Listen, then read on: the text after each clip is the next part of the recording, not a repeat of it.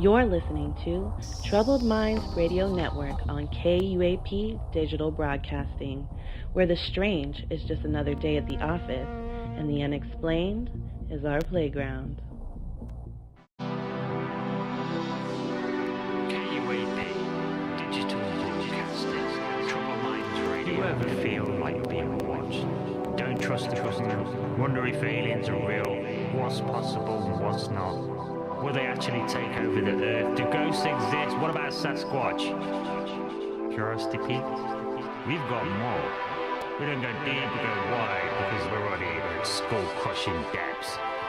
Who is the most powerful oligarchy running the world from the shadows? What about these UFO reports? Are they falsified? Are they going to keep giving us nothing but burgers over and over and over and over and over and over and over again? We got more.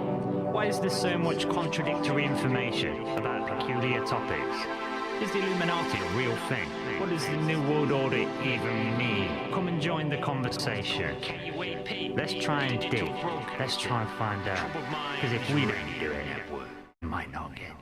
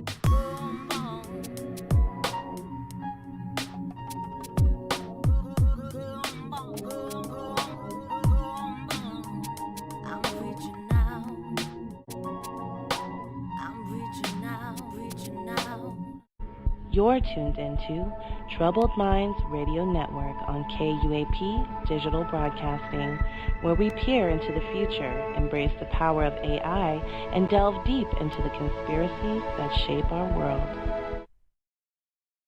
Some people believe that crystals have spiritual properties and can be used to connect with the ancient civilization of Atlantis. They believe the crystals were once used by the Atlanteans for spiritual healing, meditation, and communication. Some people believe that the crystals can still be used for these purposes today. The Atlantis crystal power myth is the belief that crystals from Atlantis have special powers. This myth is often associated with the idea that Atlantis was a highly advanced civilization that was destroyed by a natural disaster. Some people believe that the crystals from Atlantis survived the disaster and can be used to tap into the power of Atlantis. Have you ever tried? Check out Spirit Magica Crystal Shop and use coupon code Troubled Minds, all one word, for 25% off your first purchase.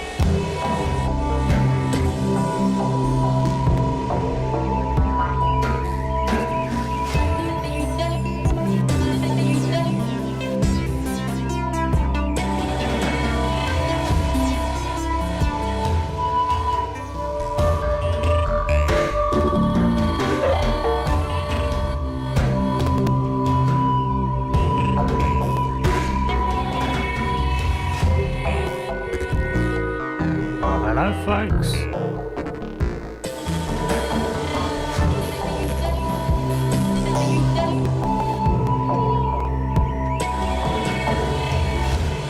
Wow. Hello. Welcome Welcome to the Exiled Minds Podcast. Me, your host, Liam Martin. Hope you're having a fantastic day. Camera over a little bit.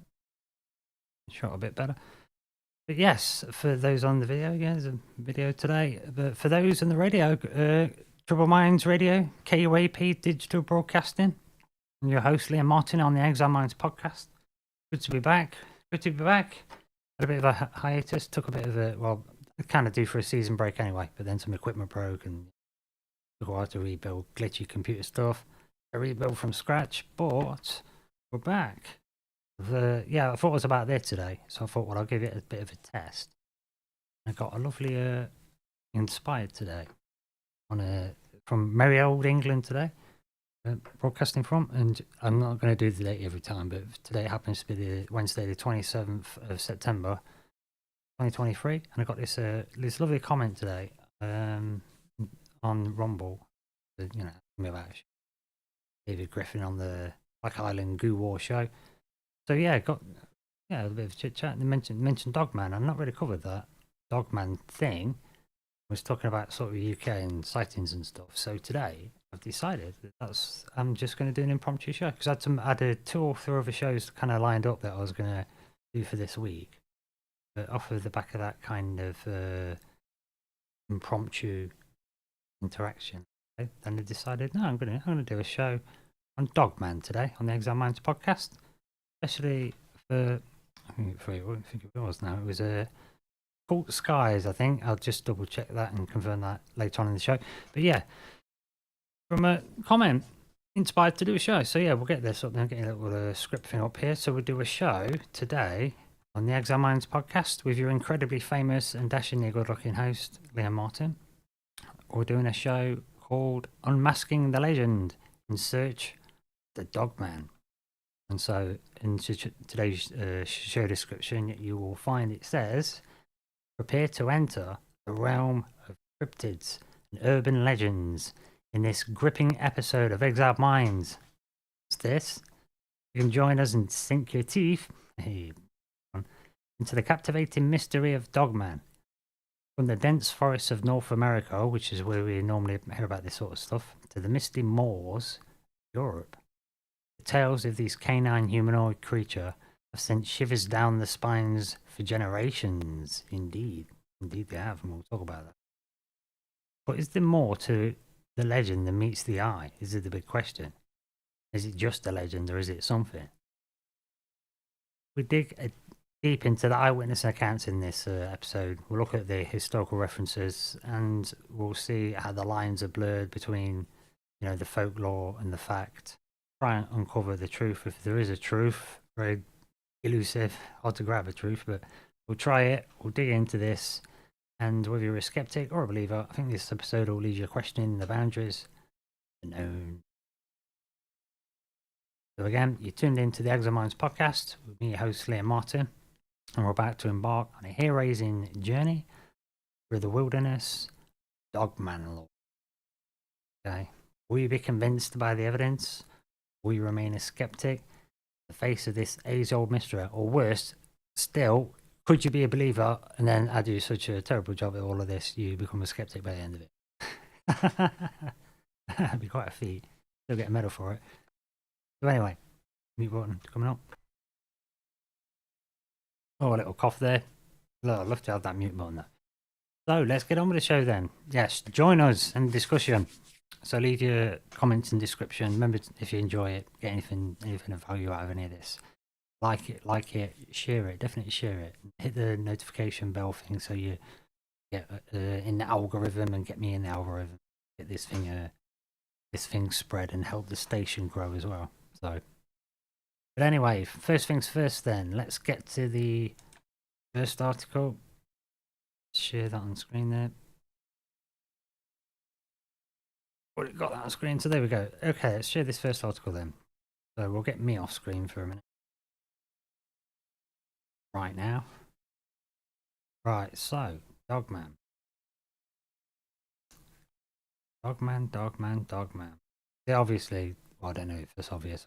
I often link these two things together as the werewolf. So, Dogman kind of sounds like that. But what is it? So let's look at the term to start with. The term dogman is often used to refer to a cryptid or a creature that is part of various urban legends, folklore, and there's been alleged accounts even in modern era. Like so, particularly in North America and the European region, dogman is described as a humanoid-like creature with canine or wolf-like head, or the canine features predominantly the head.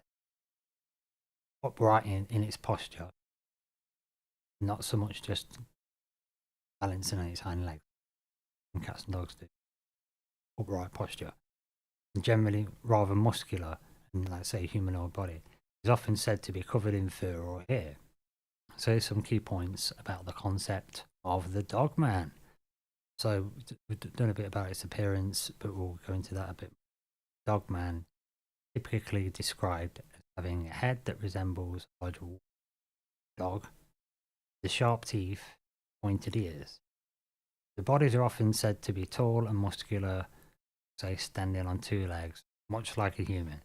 But when it comes to the behaviour, reports and stories that there are quite a wide variety of different kind of behaviours from the reports. They are often so associated with the mystery of aggressive behaviour, the theme that seems to come up. Some accounts depict them as shy and elusive, while others will describe them as being confrontational and even violent. The geographical variations. The concept of the dogman has different variations in different regions, so which you can kind of expect from sort of stories in different parts of the world describe things differently. In North America and the Midwest, particularly the Great Lakes region, the creature is often described as the Michigan dogman. The European similar creatures sometimes call them werewolves or weremen. Urban legends, dogmen stories, are often part of the local urban legends and folklores passed down through the generations. These stories may involve alleged sightings, encounters, or attacks by a dog. Skepticism. The existence of dogmen is widely regarded as a legend or a myth by the scientific community and the mainstream society. Of course. So many reported sightings are likely hoaxes, misidentification of known animal products, human imagination. So that's the usual standard MO, standard sort of practice. I was going to say scientific then, but it's not just scientific, it's just logical denomination, rationale. You know, could it be some logical explanation for it? You want to go there first. That's true. But of course, you don't always leave there. Sometimes these things just don't end up. You don't get answers. So you have to go keep looking. That's what we do on this show. That's why we'll deal with these fringe topics where we might have to go past that. Sort of, you know, you hit a wall, we don't give it up, do you? Carry on looking, don't you? But anyhow, the cultural influences. In dogman lore, they've been influenced by a combination of cultural factors, lots of different lore, the horror fiction, and there's been broader mythological concepts into things like shape-shifting creatures, which include werewolves. In pop culture, the dogman is seen. You see that culture, movies, books, TV shows featuring such creatures, often as antagonists. Okay, so obviously, skepticism about this, but it comes up in pop culture. So, yeah, some skepticism. Obviously, don't want to jump in there with what stories. That's what we're going to do. And like I say, these stories having such frequent appearance over a large period of time. You know, all different. There's only a really small number of people researching this stuff. Probably aren't really resources to do it properly. Then, like with the UFOs, it gets me to wondering. Well, there must be something to it. You know, because just to say it, with the UFO stuff, they always said it was nothing for decades and decades and decades. But so many, it became obvious that there must be something to it. There's too many reports, and now, of course, talking about it, capture it. So this is another one of those things. So let's have a look then. Let's see what this first article is saying. So this one, it was from the Cloaked Hedgehog, and this was they've been looking into Dogman. So this is from July 2015. Animal Cryptozoology Dogman section. So the Dogmen of Native American folklore. This writer is generally, who does his website, is saying that generally in their field, Dogmen tends to concentrate on gathering it's only small sightings, and they just try to they go for small sightings that they can investigate, try and map them out. So the really answers. My true goal is not to gain anything, any notoriety, fame. I'm looking to learn as much as I possibly can, and I hope that I may be able to help people, come into contact with the phenomenon. Who come into contact with the phenomenon of dogmen might have some kind of sort of protection. That I thought it was quite funny. It says, "What I want to be able to say is something like, take a stick, smear it in tar, and sprinkle it on dead dried lavender, and just keep it just by your side or front of your door. You say for dogman." In other words, you want to be able to give concrete advice and help so people can protect themselves if they get into these situations. Obviously, there's one here. The tar and stick lavender thing isn't going to say. Just giving it as an example. It'd be nice to have some protection to ward off some of these things, especially if they're supernatural. So that person's just saying this is what their endeavor is, and in fairness, this is sort of what I do it for as well. This is sort of why I do it. Just to try and learn as much as you can for preparedness, really. Basically what it is, and for sanity, and so other people know they're not going crazy if you've had the same experiences. That's why I share stuff, sort of look into this. Anywho, back onto the article. So it says here, in the section, it says, after describing why they do it, it says, sadly the creature doesn't come with an instruction manual. Observing its behaviour towards witnesses, researching ancient law, and everything has ever been put down on paper, is subject still doesn't offer much in the way of explanation. If you've studied everything that's ever been written, we're still not getting that much about it, according to this researcher that said they've been doing it a long time. As soon as you find some piece of the puzzle that seems to fit it, make it all fit together, to give you an idea, another thing comes along and then shatters it. And this is very true in a lot of conspiracy scenario. But that's why I like to take it all and put it on the back burner and do that thing that I call fire and forget, and just get it out there. And then later on, it might not stick now. Later on, it might come in. Or don't let it just shatter your theory now. Just hold it. See, But what this person was saying is, you can. You've got to keep going, though, haven't you? Such as we can offer advice. It's not truly related to Dogman itself. It's small pieces of evidence gained from other bits like skinwalker lore and fleshkite lore, and might have something to do with Dogman. So they were saying things like salt and high density metals, iron, gold, and silver, and praying, and smoke of cinnamon is about all we've got, really, in terms of they're the protections you've got. You meet one of these humanoid dog creature things. But salt comes up, of course, with witches. And that comes up in certain, mollusk type creatures that can't, because they're soft bodied, react with salt. Like slugs. They don't want salt.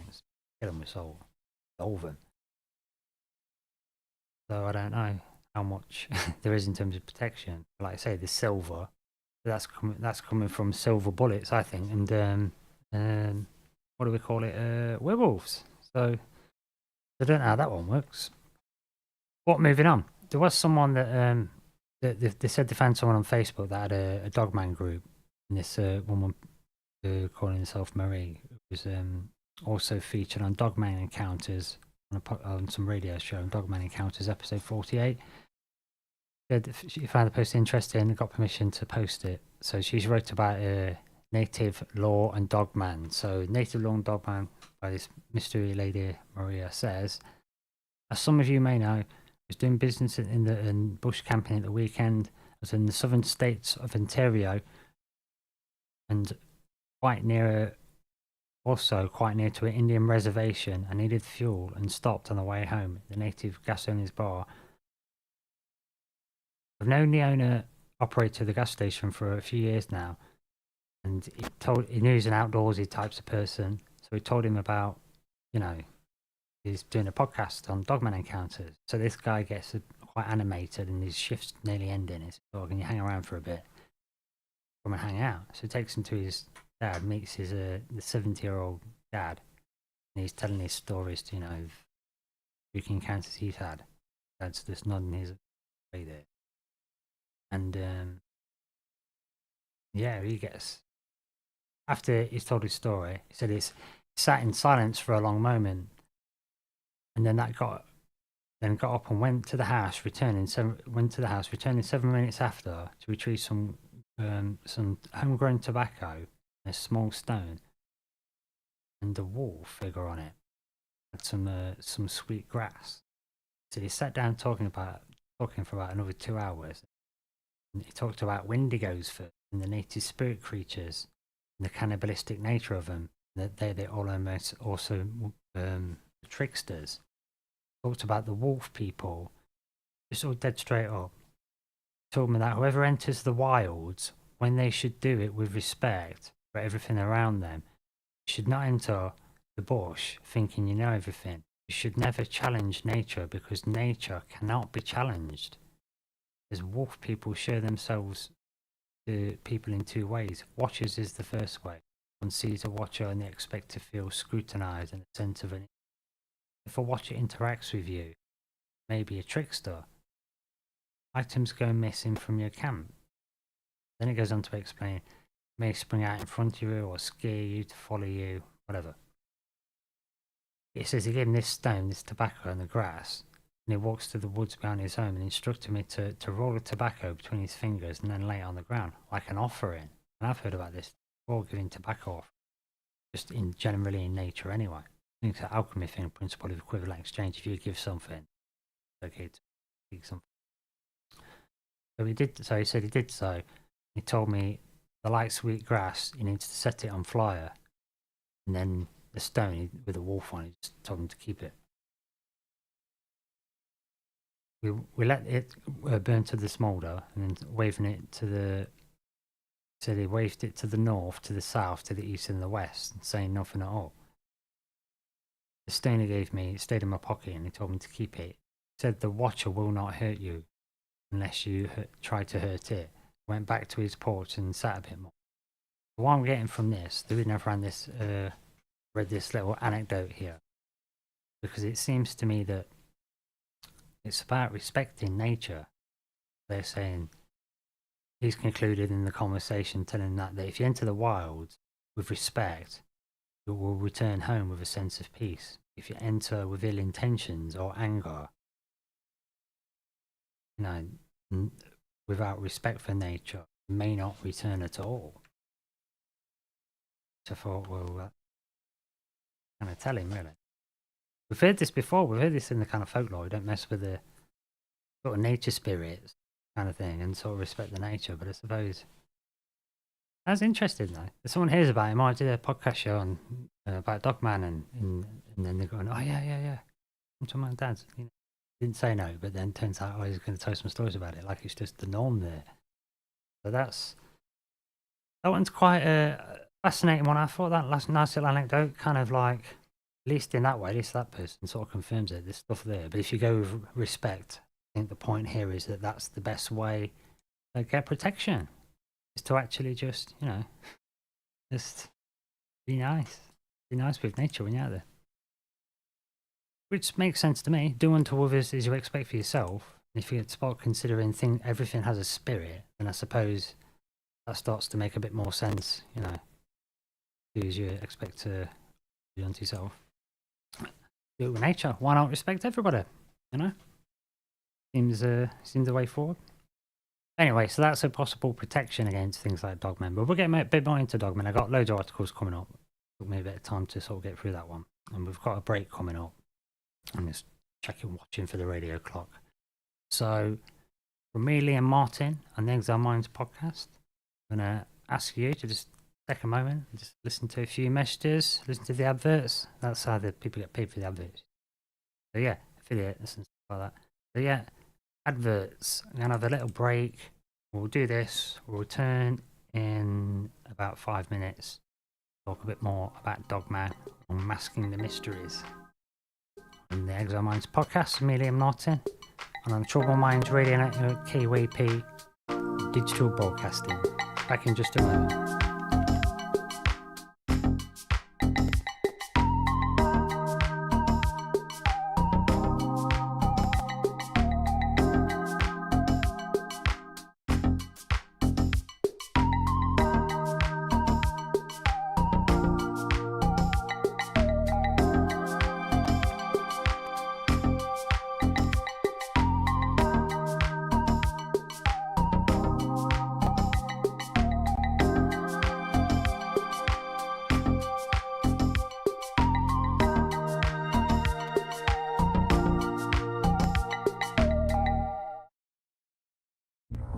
You're listening to Troubled Minds Radio Network on KUAP Digital Broadcasting, where the strange is just another day at the office and the unexplained is our playground.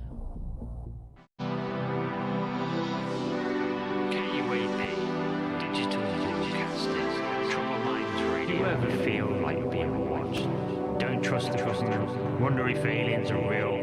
What's possible and what's not? Will they actually take over the Earth? Do ghosts exist? What about Sasquatch? Curiosity peaked? We've got more. We don't go deep, we go wide, because we're already at skull-crushing depths. Who is the most powerful oligarchy running the world from the shadows? What about these UFO reports? Are they falsified? Are they going to keep giving us nothing burgers over and over and over and over and over and over again? We got more. Why is there so much contradictory information about peculiar topics? Is the Illuminati a real thing? What does the New World Order even mean? Come and join the conversation. Let's try and dig. Let's try and find out. Because if we don't do it, it might not get done.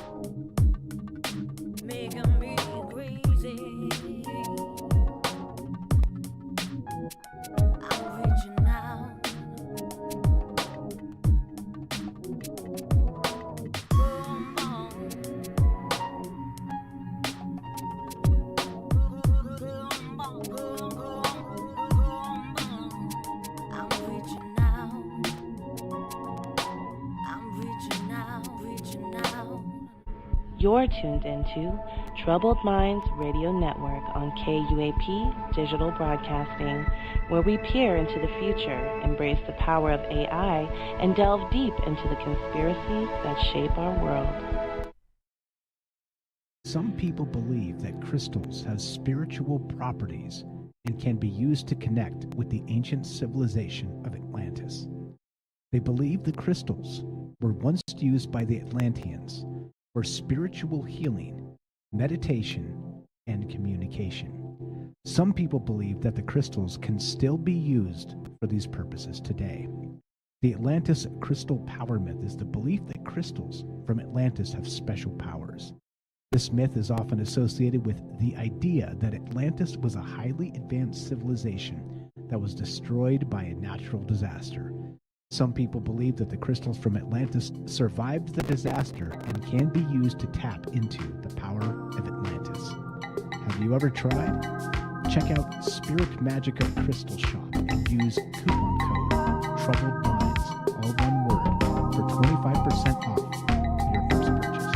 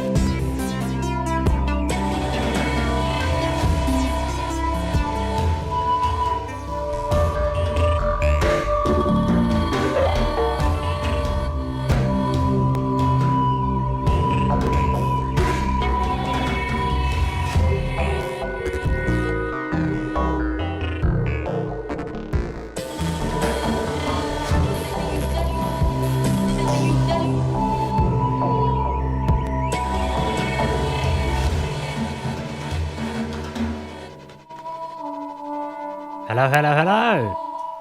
Welcome back to the show, Exiled Minds Podcast, with me, Liam Martin. Thanks for bearing with us with a break there for the moment. I think I went a little bit earlier. We'll get into the flow. We'll get it. Taking it down, we'll get it. Locked. Okay. Back to this then. Let's stick to the script. I'm going to try sticking to the... I write a script for every show, you know, and I don't tend to read it. Or stick to it much, just glance at it. But let's stick to the script. So thanks for coming back. Tuning into Exiled Minds Podcast with me, Liam Martin. Don't forget to like, share, and subscribe. And also, get yourself over to Live 365, EMP Digital Broadcasting. That's the Troubled Minds Radio Network. Got a whole bunch of hosts on there now. It's really bulking out and getting good. I'm going to start taking numbers soon, actually start marketing it. So, it's still in beta, but it's getting great. So, go and follow us there. It's a fun place to be, and come and join the Discords and the chat with people. It's a really good outlet to have these conversations. If you're interested in this kind of stuff, you'll probably have noticed that you might be limited in your everyday life with people that are actually interested. There's people out there that want to talk. So anyway, on with the show. On with the Dogman.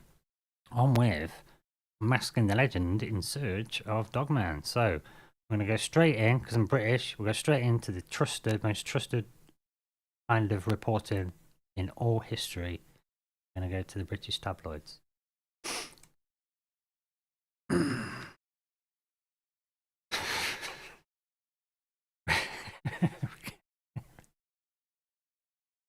That's what CIA say got to say about this then, because they've got an exclusive in the Mirror. It's from a bit back, from 2022, but not that long ago. Exclusive in the Mirror. Okay.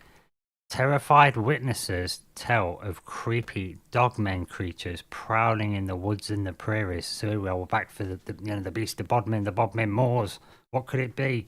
Talking about this for since the 80s at least. At least, I think the 70s maybe. Let's see what it says. This is an article from the 5th of June 2022 by Anthony Thrower. But like I said, the Mirror. Yep, terrifying witnesses tell of creepy dogmen. So let's listen to this. Dozens of people have shared lots of encounters there. Dozens of people have shared their terrifying encounters with creatures lurking in the woods and the prairies known as dogmen. Reports of the bizarre creatures, described by different witnesses as having a head resembling a German shepherd and glistening strong muscles, circulated since the 1800s. Unlike dogs, however, the monster is said to be able to walk on their hind legs, as well as all four have long arms. Several people have shared their stories and encounters of the creatures, armed with razor-sharp claws and teeth, including park rangers, high court judges in the US and Canada. Over there, mostly North America, but yeah, in US and Canada, included a high court judge, park ranger. Park ranger should be able to identify stuff. High court judge should be a respectable person in society. Probably knows nothing about the wilderness, so not relevant at all in this case, but it's there. Anyway. The one from Idaho said people need to be made aware of these things. The one from Idaho, yeah, the park ranger, yeah, he's probably going to be genuinely concerned. Anyway, people need to be made aware of these things as they are real as it gets, and they are dangerous. And that is absolutely the correct thing to do. If there's a new type of grizzly bear out there, you'd want people to know, wouldn't you? At least, you know, this is where they don't camp there. At least that. That's something. Don't tell us anymore, just that. Redact everything else, just don't effing camp here. Use a map. That would be enough for me for now. Anyway, as I've always loved nature and the woods, I love camping, hiking, cycling. This is the ranger.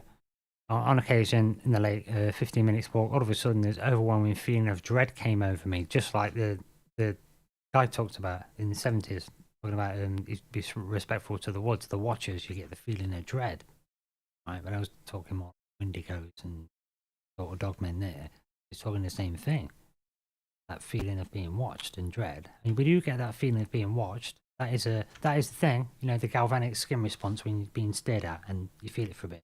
You get electrified and you look right at the person staring at you. That is a thing. that dread feeling. Different. Anyway, on with the article.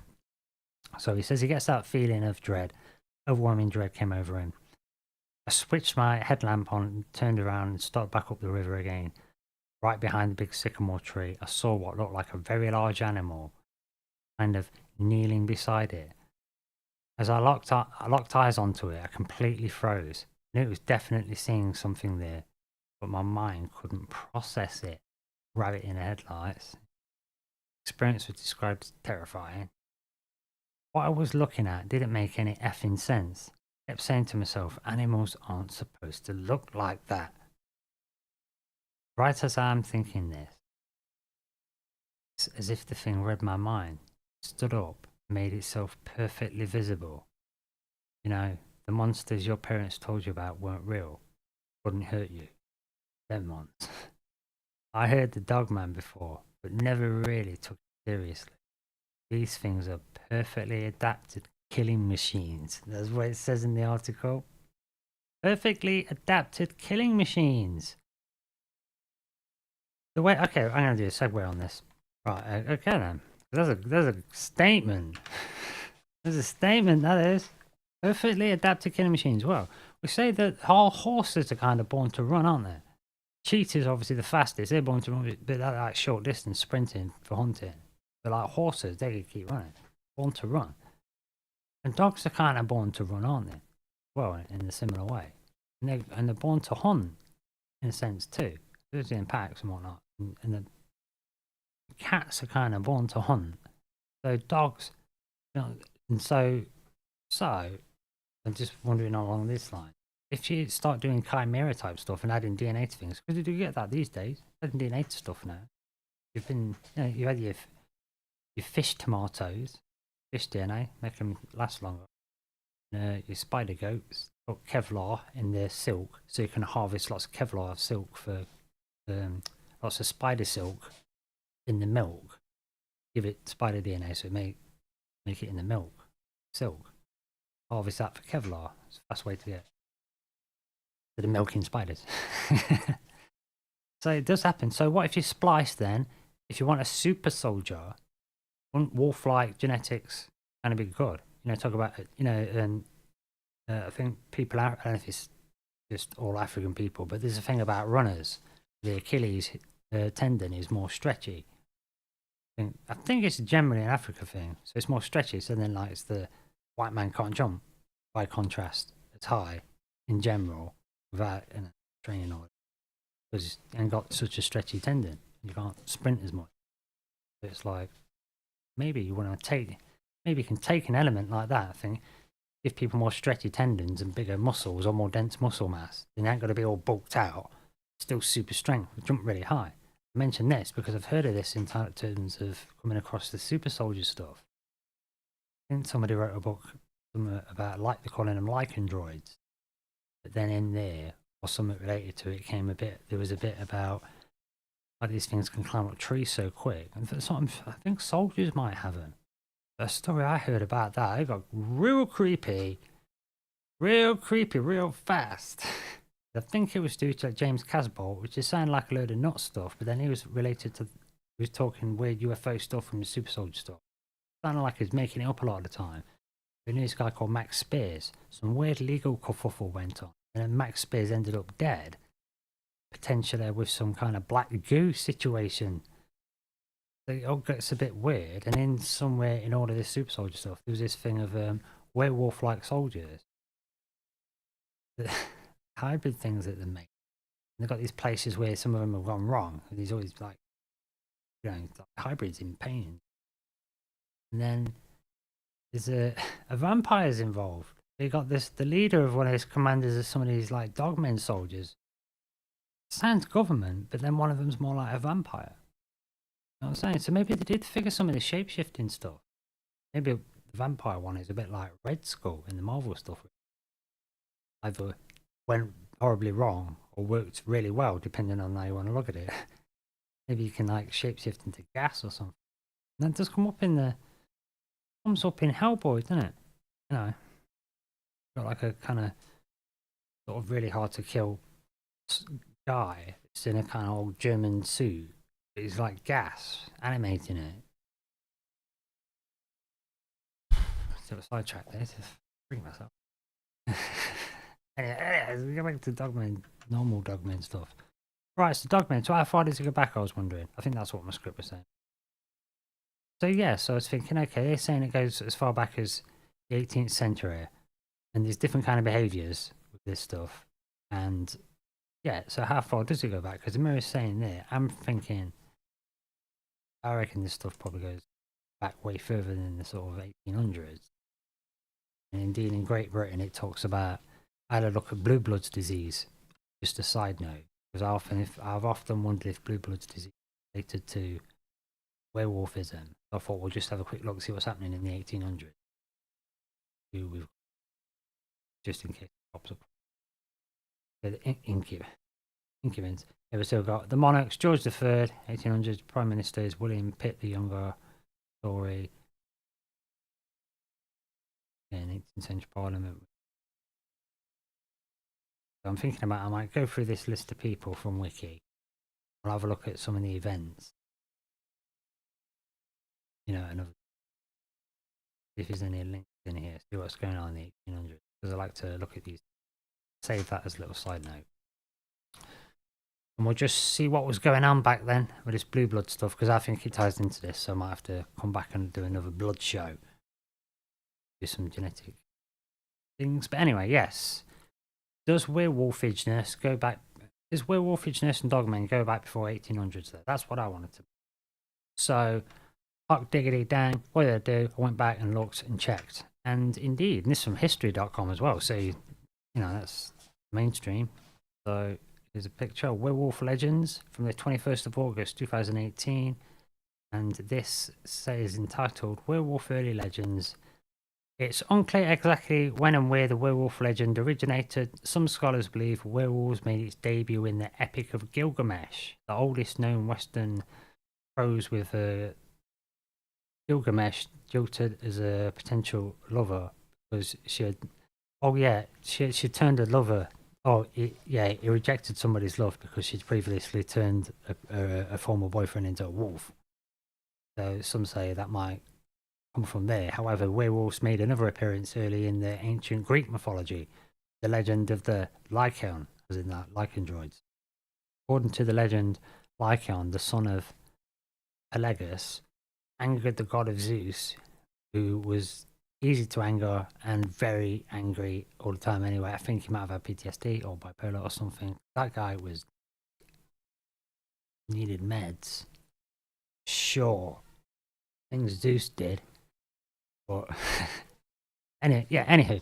So Pelegus' his son angered God Zeus and served him a meal made of the remains of a sacrificed boy as punishment. And the arranged Zeus turned the Lycan and his sons into wolves. Sorry, I can hear arguing, picking up on the mic. I'll just hum over it. Yeah, so it's in the ancient Greek mythology, but in the Nordic folklore, werewolves have also emerged in early Nordic folklore. The saga of the Volsungs tells the story of a father and a son who discovered werewolf pelts that had the powers to turn people into wolves for 10 days. The father's son, duo donned the pelts. Father-son duo donned the pelts, transformed into wolves, and went on the killing rampage in the forest. The rampage ended when the father attacked his son, causing a lethal wound. The son only survived because a kind raven gave the father a leaf with healing powers. Okay, so that was like a temporary werewolf turnover thing, which I think that's in Skyrim as a thing where you can do this werewolf ritual to temporarily turn into one. So is this a temporary thing, a permanent thing? If it is I guess it does get you wondering if you can experiment your way into this stuff. Anyway, going on. The infamous werewolf from history.com again. Many so-called werewolves from centuries ago were in fact serial killers, and France had their fair share. In 1521, Frenchmen Pierre Bergot and Michael Verdun allegedly swore allegiance to the devil and claimed to have an ointment that turned them into wolves. Confessing to brutally murdering several children, they were both burned to death at the stake. Burning was thought to be one of the few ways to kill a werewolf. Okay. But isn't this putting the cart before the horse? This suggesting that's where the legends might have come from. You only kill them a certain way. These guys weren't really werewolves, but no, because this is the 1521, so it's probably the 1800 stuff. Ancient Greece and ancient Sumers all going to be way before. I'd say speed and propaganda things, trying to get at a murder, and then it becomes a story. I'm not sure about that one. But then, yeah. There's the Bedburg werewolf. Peter Stubb, a wealthy 15th century farmer at Bedburg, Germany, may be the most notorious werewolf of them all. According to folklore, he turned into a wolf-like creature at night and devoured many citizens of Bedburg. Peter was eventually blamed for the gruesome killings after being cornered by hunters who claimed they saw him shapeshift from wolf to human form. He experienced a grisly execution after confessing under torture to savagely killing animals, men, women, and children, eating their remains. He also declared he owned an enchanted belt that gave him the power to transform into the wolf at will. Not surprisingly, the belt was never found. Holy schmoly. Wow, so they actually saw it happen, and they said it's because of a magic belt. So if they saw it happen, then the belt's probably real. Oh, you dirty stinking werewolf, you need to die, but I'm keeping you, turn you into a werewolf belt. How's that work out? What's that all about? What do you need the dirty stinking, you dirty conspiracy theorist belt if you're not going to wear it? You werewolf, you shouldn't werewolf. Bad, naughty bad death for you because that belt. Not to burn it, no. That's just the way of the world. Anywho, next, after that, let's do the shapeshifting then, because shapeshifting is an interesting bit part of this. So yes, the shapeshifter werewolf. Yeah, Peter Stubbs shapeshifting. They saw that bit, so let's move on to some shapeshifters. Some legends maintain werewolves shapeshifted at will due to a curse. Magical belt. Magical pelt.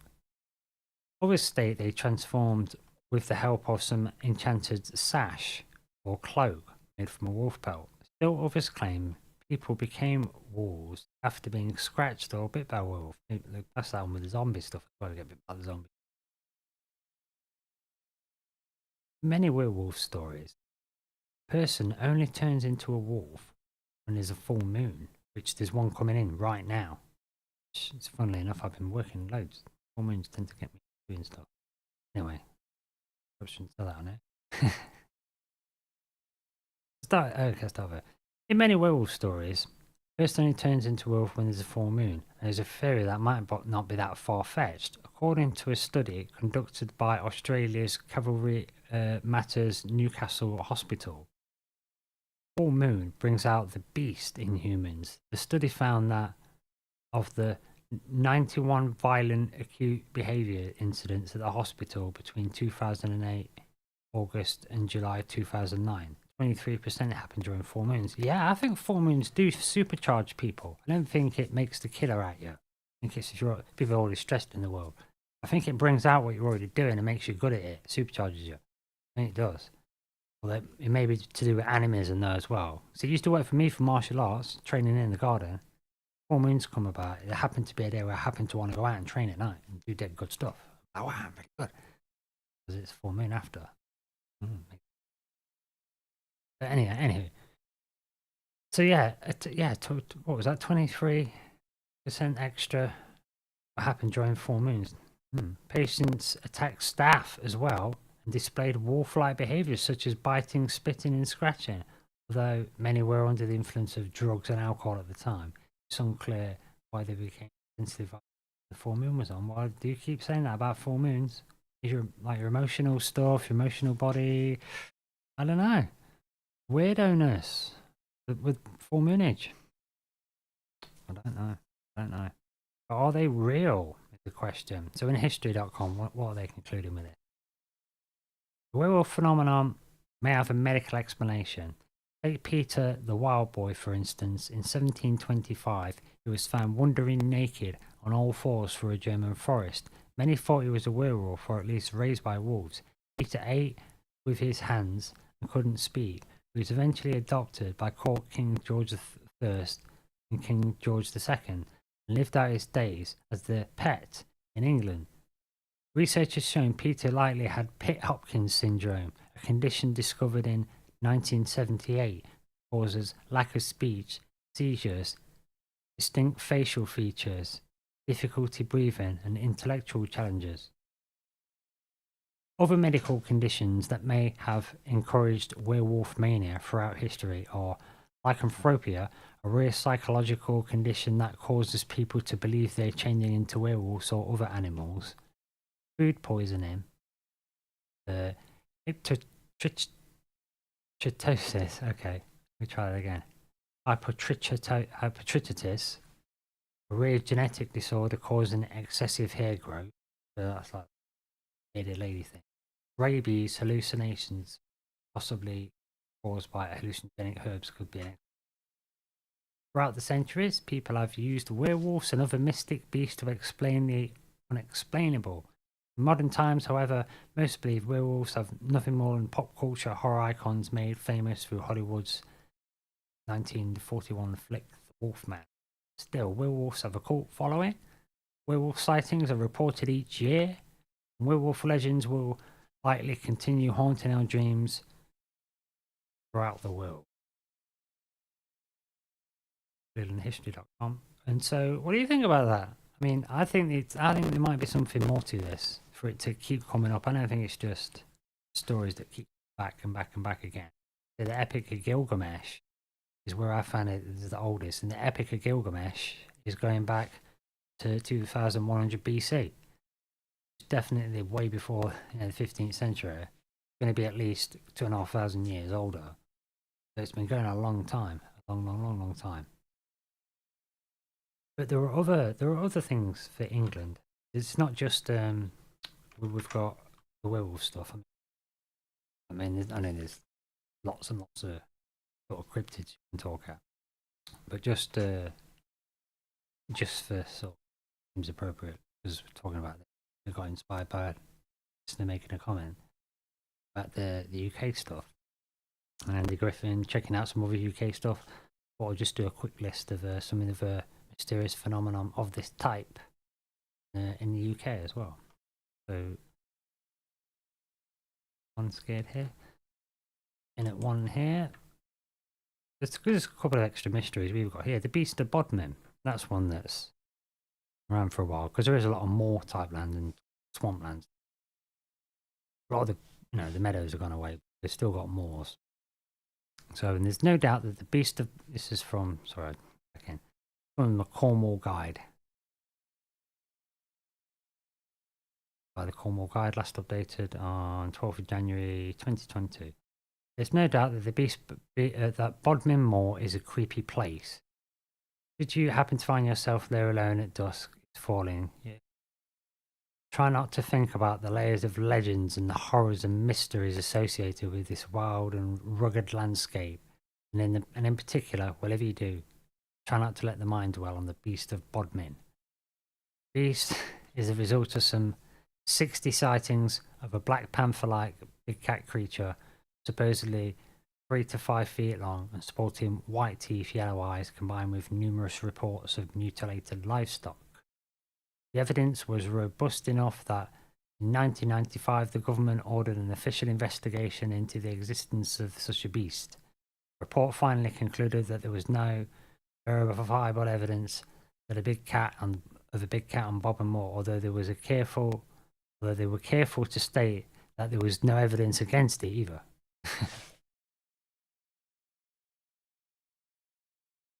Oh hi, into commenters there.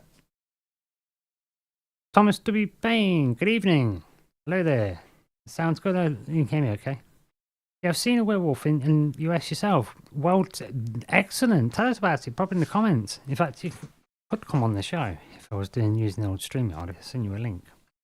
I might start doing that. But yeah, tell us. Type it in the chat, Thomas. Yeah, seeing a werewolf. Would it be freaky? Do you see it actually shapeshift as well, though? Because we read a thing earlier where someone had supposed to have seen an actual guy shapeshift, cornered it, and then tried him for murder. Pretty raw, but yeah, I definitely think there's something to it. But anyway, back to the Beast of Bodmin, yeah. Yeah, the Beast of Bodmin, police concluded that there wasn't any evidence for it, but there was none against it either. You know. There's another one as well. I mean, the only picture there really is like a big cat to me.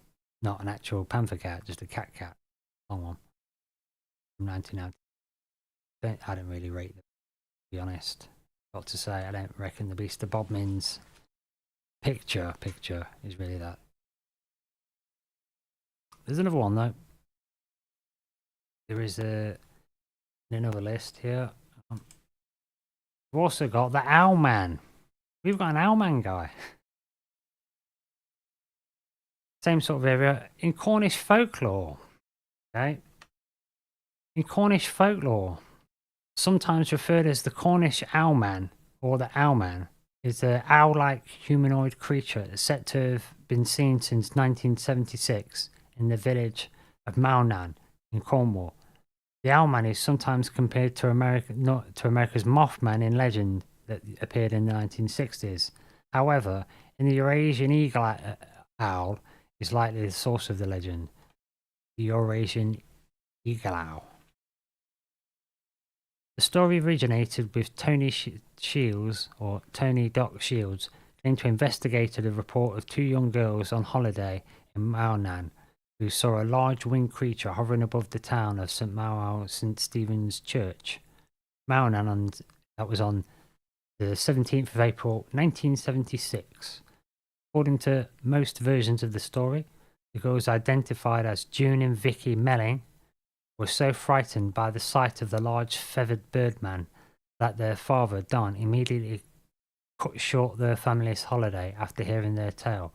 According to Shields, one of the girls provided him with a drawing of the creature, which he dubbed Owlman. The story was subsequently related in a pamphlet entitled Morgor, the Monster of the Falmouth Bay, by Anthony Morgan Peller, which was circulated throughout Cornwall in 1976. Is that like a kind of warning pamphlet? So according to Shields, the Owlman was reported again in July by two 14-year-old girls identified as Sally Chapman and Barbara Perry, who were aware that the Owlman tale, according to the story, and the two girls were camping when they were confronted by a big owl with pointed ears as big as a man, with glowing eyes and black piercer-like claws. Sporadic claims of Owlman sightings in the vicinity of the church circulated in 1978, 1979, 1989, and 1995. Which then was inspired the government to look into that year, the Beast of Bodmin one. Maybe come 95, they really start kicking off, which is about right in the timeline, because loads of UFO Buddha going on too, and all stuff going on mid-90s. You've had Desert Storm 1, haven't you? And according to legend, the loud owl-like sound could be heard in the night from Mullion Churchyard during the year 2000. So apparently someone's heard it squeal as recently as 2000 then. So what could it be? What? Pray tell. Yeah, let's go back to the chat quick before we wrap up this show. I think I've got to on the head soon. Do a quick break. I might have blasted through the break, so I'll take a little bit break, and I'll go a bit longer on this show. I think I'm doing an hour, but we'll have a bit of a longer one. I'll have a quick break, and then the Exiled Minds podcast, we'll have a little bit more. We'll have another half an hour, I reckon. Yeah, let's have another half an hour of the show. Another half an hour of talking about Dogman and seeing what the heck this could be. Yeah, screw it. Let's do another half hour. Quick break. Exiled Minds Podcast with me, your famous host Liam Martin. We'll get back, read some of the comments, and then see what's going on. with this Dogman business. Back in just a sec.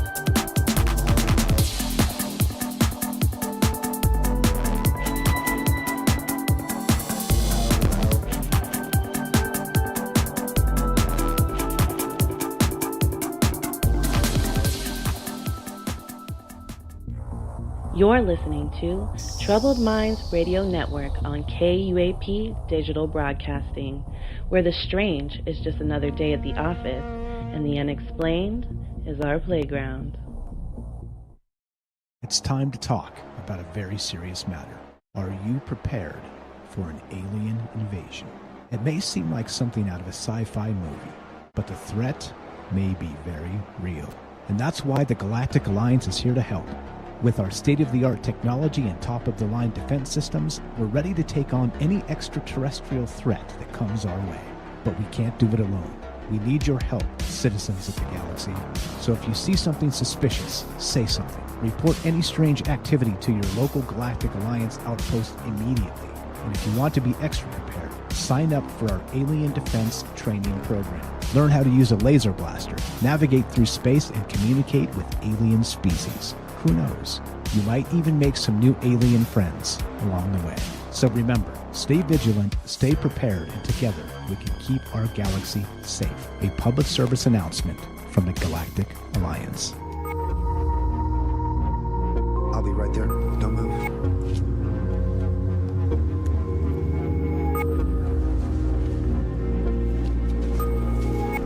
Imagine a world where information can't be trusted. Not very hard, is it? News service says one thing, website says another. Society starts to fray. All we can turn to are the people we care about. But what if those people weren't who we thought they were? What if the ones closest to us, the ones we've trusted our whole lives, were someone else entirely? What if they weren't even human? Respectfully? What exactly are you talking about? Chaos. And that's only the beginning. 5 global terrorist strikes within the past year, each one claimed by a different group. Business as usual. That's precisely what they want you to think. Argentina attacks Colombia. Colombia attacks the Philippines. A violent chain reaction consuming the globe. Do you realize that the entire world is at war? The atmosphere has been tense. There is an architect to that tension. These attacks are escalating. If they hit the soil of a major power, Do you think the same people are behind all of this? not people. Skrulls. Oh, come on, Ross, you know the stories. This didn't start yesterday. It started 30 years ago when the Skrulls found Earth. Carol Danvers and Nick Fury promised to find them a new planet. But now they don't want just any planet. They want ours. Look, can't you see it? All these groups, they're the same. Skrulls could be anybody, anywhere, anytime. And there is only a tiny handful known to live on Earth. That's barely enough To what? You have no goddamn idea what you're talking about. There could be thousands of them, tens of thousands, and you would never know. Okay, Prescott, let's play a little game of forest for the trees, shall we? Yes, Skrulls can shapeshift. Yes, they're looking for a new home. But as you say, the only Skrull contact has been Fury. That means there are allies. Then where is Fury? All these other attacks, they would be nothing compared to this. This is the one that sets the world on fire.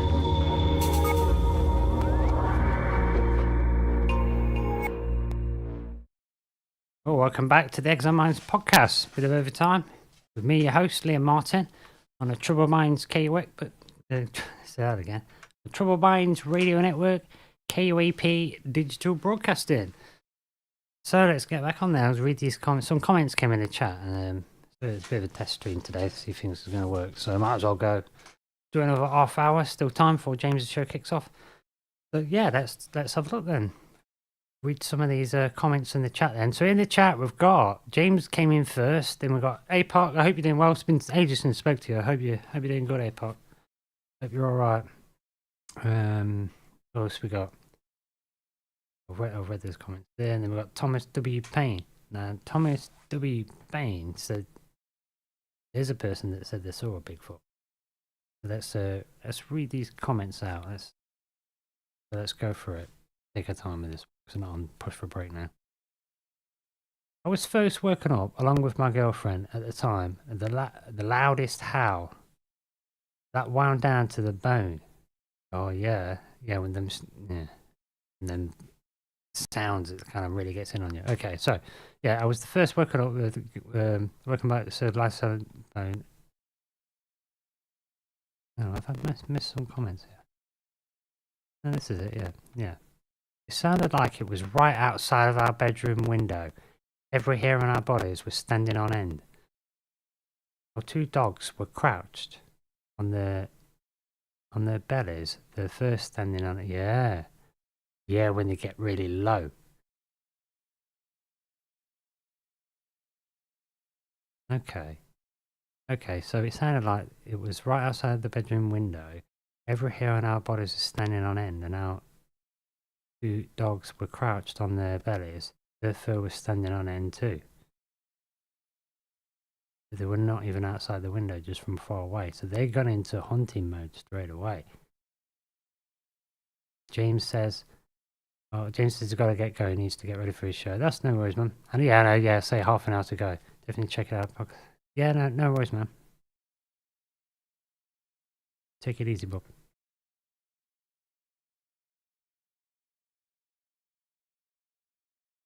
Yeah, then the end dogs did sound scared. Yeah, they peed themselves. Yeah, and that's like it's not even all about scare, is it? Peeing yourself is like it's getting rid of liquid and weight as well. That's why you dump. That's why that happens. It's getting rid of stuff as well to run, but also if you're gonna fight, it's good to drop that stuff right before a fight because you're as light as possible. You can move quick, sort of thing. Still good for fighting.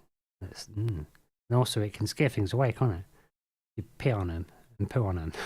Smell make you want to go, kind of thing. But yeah, that's when you know things is like serious.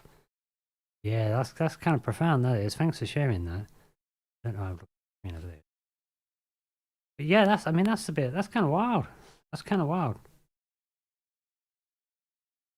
Yeah, that does sound amazing. That's true. It does sound amazing. I do like that. I'm not used to doing this chat thing, but yeah, that is a pretty amazing story, and I'm really appreciative of you sharing that with us. Yeah, because it sounds weird. It can kind of refract and go around corners and stuff, and one of these freaky sounds as well. It is a bit kind of creepy. I know it's not anywhere near the same, but I used to have to cut across a golf course once. I used to work at a golf course one time. And there's a really long walk to walk all the way around. So they'd say, I cut across the field. There's a massive hole. It's where they filmed Batman and Bruce Wayne's house and that. But they own the place. In the contract, they can just run wherever they want, even on the golf course. When you're walking across there at night, it's only about half a mile. But it's pitch black. And there's deer. They sound like dinosaurs. And then when there's one behind you, and you know they ain't got good vision at night, and you don't want to startle them, you can hear them like, breathe it. They've come a few feet behind you. And then what makes the dinosaur sound? Oh, it's bad enough when it's that and I know what it is. So I can't imagine. That must be scary, dude. Yeah. And so it goes on to say, yeah, so the dogs were crouching low. They peed themselves. He was like shaking. And she said when she cannot believe what she just heard. You only hear a really creepy sound. You can't.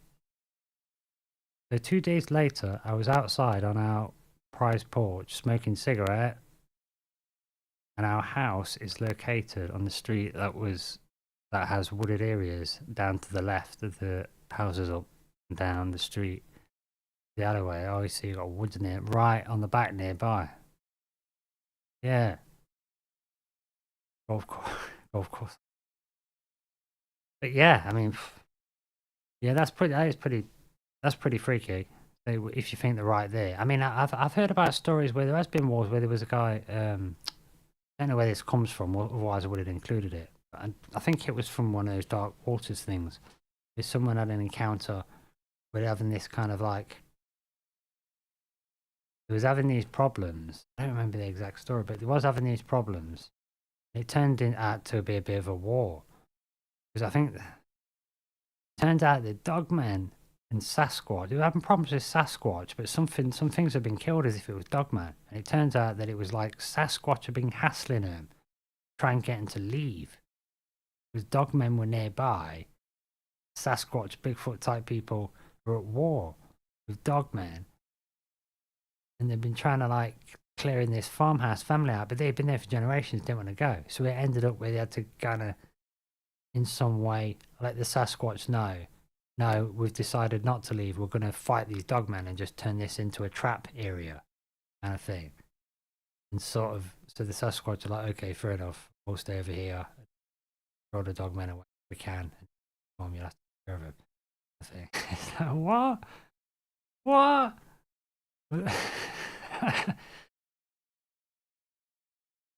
And that I was up past that DX60 story as well. That, God damn it, makes you wonder. But the one about the giant dogs on the Mexican border, that during certain times of the year. Okay, so I'll tell a story. So there was a guy that gives these stories to. There's a guy called Dark Waters. He collects stories that people have got these encounters of things. He puts like spooky music behind them. He's really well known. He's been on coast to coast. And he did me a really sweet deal. Wrong story. So I was signed up for him for a couple of years, and I heard this one story about on the Mexican border. These guys were contractors. They were doing telecoms or some kind of electrical engineering along the border. And they had certain areas they had to work each day. And this one day, they was working this area, and they seen these like immigrants running the border off in the distance, and then these massive dogs chasing after them. They was pulling them down, and there was, like making bets as if the dog's going to catch them. But then, as they was getting close to the people, they was realizing the dogs were huge. And they was like thinking, no, that's not normal. And it was capturing them, and then they were killing them proper. And they were seeing it in the distance through the binoculars, and they were thinking, whoa, this ain't right. And then some of these dogs start running towards where their trucks are. So they're getting a bit worried. They're done with work, so they leave. They go back, and the boss pulls them in to one side and says, oh, I sent you to the wrong area. We messed up the schedules. We sent you to an area that had DX60 in the area. It's supposed to be a quarantine, and you can't go there anymore. We're going to have to fire you, sort of thing, because there's been a mistake. They cut him off with a nice severance check. Just fired him. And they weren't happy about it, but it's like, no, sorry, but it's gone. It's just because they saw it, and it's almost as if there's this, they just call it DX60 like a code. They thought it was just like some chemical spill thing or whatever. Turns out, whenever you say DX60, they're in the area. So the impression is that they migrate at certain times of the year. It was one of the thoroughfare routes. Running the border and getting eaten by Dogman. And then I heard some of them are like about the Rougarou as well in the swamps. Where there's a guy up and fixing a telegraph thing on his own. And he's, and he can see one coming near him. And it's like throwing stuff up at his little basket. Shit. Hiding in his basket all night. Easy to dismiss them, but if they happen, I don't know. Oh, more comments here in the chat. Let's go read the chat then. So, yeah, so you had the Dogman encounter and with a really, really scary sound. With the trees between, oh, you got the trees down the side. Yeah.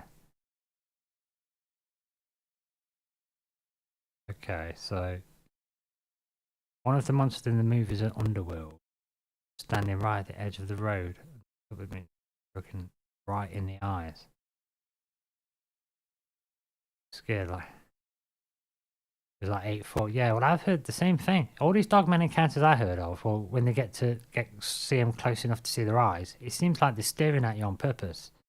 And I've heard one of these encounters where somebody's got one right on the other side of his window. The window's just one wooden window with lots of panels. It was easy to break. And the Dogman could have easily smashed in. But it kind of looked there like it was grinning at it, like trying to scare him, sort of thing. Because I think the guy had been trying to track it or something. It was like a bit of a warning thing, like, you better go away, or I'm going to smash through it. Kind of thing. I don't know. Yeah, so they were comments from Thomas W. Payne. Yeah, so, alright then, let me get on with some of these articles then. So we've had the Owlman. We've had the Owlman, the sort of UK equivalent of Mothman. And what we've got here, another quick UK mystery that you've probably heard about, but if you've not, it's really wild. In a place called Suffolk in England, some green children appeared. It's the Green Children of Woolpit. And this particular version of the story, this article is by Ben Johnson. It's on Historic UK. The title of the story may sound immediately implausible to cynics amongst you, but surprisingly, this is one tale in folklore that's probably founded in some basis of truth.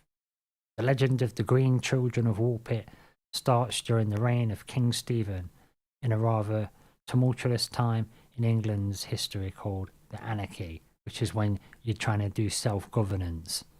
And they call it anarchy, like the world's burning, but really, you're governing yourselves. It's where you look after yourselves rather than... Anyway, in the mid-12th century. Woolpit, English town, or Wolfpit, is an ancient Suffolk village, as one might gather from its name, the old pit of catching wolves. Wolf pit. Anyway, next to the wolf pit is around 1150. The group of villagers came around the wolf pit in 1150. A group of villagers came across two young children with green skin, apparently speaking gibberish and acting nervously. According to writings at the time by Ralph of Codshall, the children were subsequently taken to nearby home of Sir Richard de Caylin, where he offered them food and they repeatedly refused to eat. This continued for some days until the children came across some green beans in Richard's garden, which they ate straight out of the ground. So they wanted to eat green things. It is thought that the children lived with Richard for some years and he was able to slowly convert them over to normal food. According to the writings of the day, this change in diet led to the children losing their green complexion. Children also slowly learned to speak English and once fluent were asked where they had come from and why their skin was once green. They replied, "We are inhabitants of the land of St. Martin." Liam Martin. We are the inhabitants of St. Martin, who is regarded as with particular veneration in the country that gave us birth. We are ignorant of how we arrived here. We only remember this, that on a certain day, when we were feeding with our father's flocks in the field, we heard a great sound, such as we were now accustomed to hear at St. Edmund's when the bell is chiming, and at least listened to the sound in admiration. We became on a sudden, as it were, entranced, and followed ourselves along to your fields. We were reaping. The sun does not rise upon our countrymen. Our land is little cherished by its beams. We are concentrated with that twilight. We are contented with that twilight, which among you precedes the sunrise, or follows the sunset. Moreover, a certain luminous country is seen, not far distant from ours, and divided from by what is a very considerable river. They're describing this other place. This other place dimly lit as if there's an inner sun or something, or what, I don't know. Right, really sounds, the Hollow Earth thing really comes a lot out of that, I think. If there's going to be anything to the Hollow Earth stuff, I think the original Warp kind of give that some credence.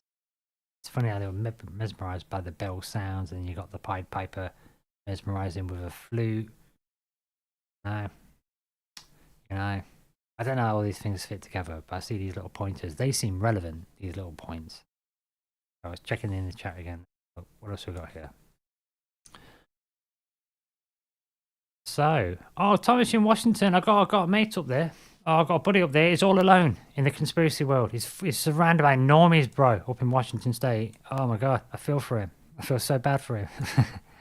It's what he says anyway. It's all normies where he works. But yeah, I got a mate called Chance. So let's give Chance a shout out. Chance, someone else there. So maybe they're dope. Canada. I got a buddy in Canada as well. Shouts out to British Columbia. I'm not shouting out to Trudeau though, because I don't know him. What else we got in the chat? Admiral, wow. This is the thing. Admiral Bird and Hollow Earth. You make a statement there, which I kind of feel like I've got to follow in with. So, Hollow Earth. They live in Admiral Bird and Hollow Earth now. Well, Admiral Bird, I think he died of cancer not long after going telling us all about this stuff. And yeah, but I think that's, I don't know if his diaries are a thing that might have been faked after. Don't know if he went in there, but I reckon he might have, you know. And then diaries, although let's say they're not true, I reckon that he might have at least known about that stuff. And I think if it's in the South Pole and he was talking about this area as the temperate zone, as big as North America, I think that's still there. I think he knew about that stuff. So as far as Hollow Earth goes, I think there were caverns down there with big cities, so that's near as damn it. You know what I'm saying? And he's a good guy. He was a good guy, apparently. So it might as well be, sort of thing. It's like, have you been abducted by UFOs? No, but other people might have. So because you haven't, don't mean it's not true. I don't know what I'm trying to say there, but yeah, I think there's something to it. So if you do the remote viewing on that Operation High Jump, so you do it yourself, would be ideal. Look at what people say about the remote viewing on that. I think we made deals after. But who knows? Who knows? I think we did. Grady Treater. Personally, I think that's getting signed again. And I think definitely know about the Hollow Earth stuff. In fact, Dogman stuff does this. This is a good way to end the show, actually. Because this the film Skull Island is about Kong. Okay, and then we've got the Godzilla thing. And it's like, well, the Godzilla originate. Oh, it's come through mutation and radiation. Grow monstrous. There's a lot of that ideas because of the atomic age. But now we're talking with, well, he's on Kong, who's on Skull Island, and it's a difficult island to get to, perpetual storm, whatever, a bit like the island Lost, maybe, or like the fairy circles, where you've got to walk in a certain circle to be able to get into it, or maybe like the Children of Pulpit. There's only a certain time of year when you can get through. Maybe the sound they heard wasn't the bells in the church being heard deep in the cavern. It might have been a bell sound. Somehow signifies, or a natural sound that let you know that's the time to go through. And the same with was it Iron Fist, and the Chi Kung Fu guy with Iron Fist that blasts like Chi from his hands. And I think it's in the DC comics.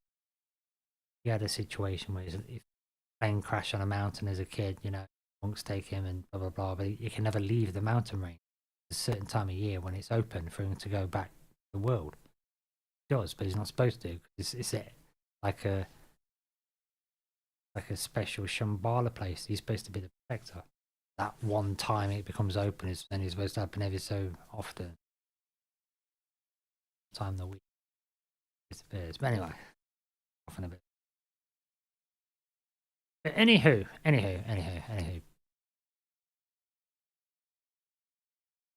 Chatters.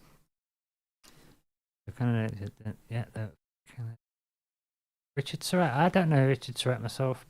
I don't know about where you guys are on. If you're blasting on in the chat there. I've heard a couple of his shows. Mike went on, didn't he? Mike went on his show on the old Strange Planet. Saw him there. He seems pretty cool. He seems a nice guy. So yeah, maybe I should start checking him out.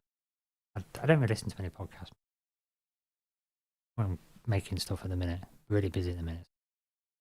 Really catch up on that. Bit behind. But anywho, I'm going to wrap this show up now. Just wanted to run a bit of overtime. So this test stream runs out like. Looks like we're doing okay.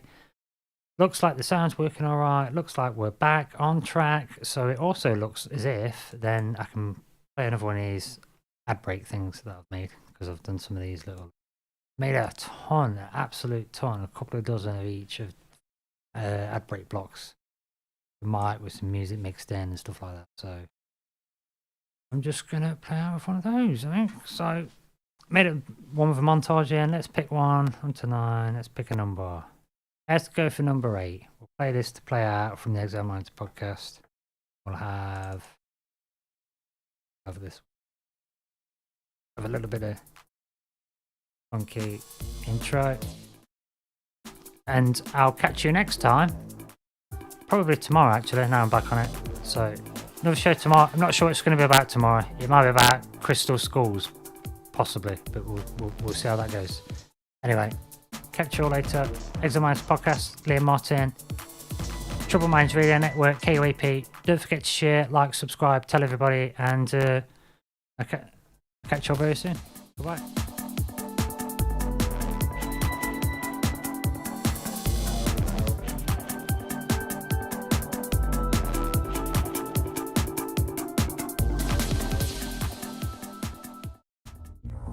You're listening to Troubled Minds Radio Network on KUAP Digital Broadcasting, where the strange is just another day at the office and the unexplained is our playground. It's time to talk about a very serious matter. Are you prepared for an alien invasion? It may seem like something out of a sci-fi movie, but the threat may be very real. And that's why the Galactic Alliance is here to help. With our state-of-the-art technology and top-of-the-line defense systems, we're ready to take on any extraterrestrial threat that comes our way. But we can't do it alone. We need your help, citizens of the galaxy. So if you see something suspicious, say something. Report any strange activity to your local Galactic Alliance outpost immediately.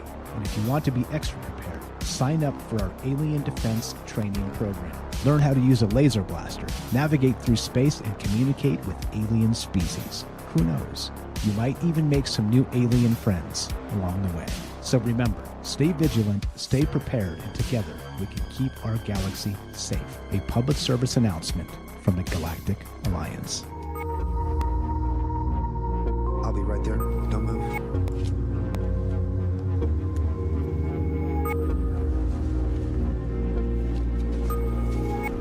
Imagine a world where information can't be trusted.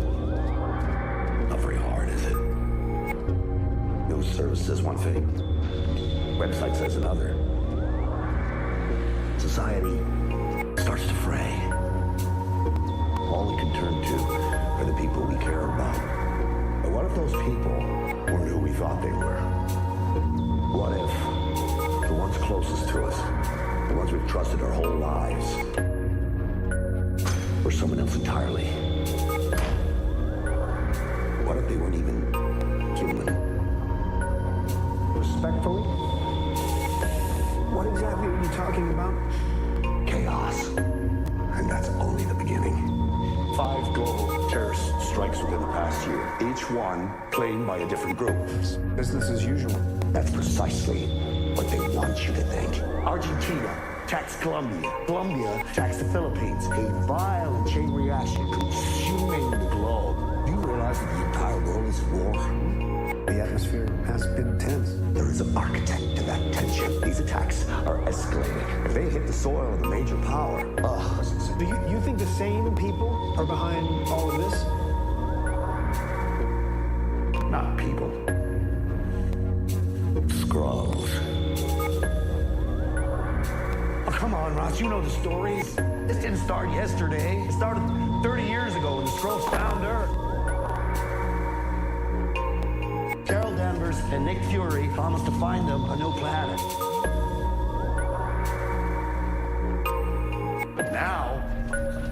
Now they don't want just any planet. They want ours. Look, can't you see it? All these groups, they're the same. Skrulls can be anybody, anywhere, anytime. And there is only a tiny handful known to live on Earth. That's barely enough to... To what? You have no goddamn idea what you're talking about. There could be thousands of them, tens of thousands, and you would never know. Okay, Prescott, let's play a little game of forest for the trees, shall we?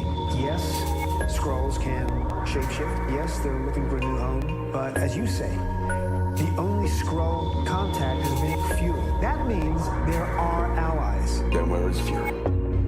All these other attacks, they would be nothing compared to this. This is the one that sets the world on fire.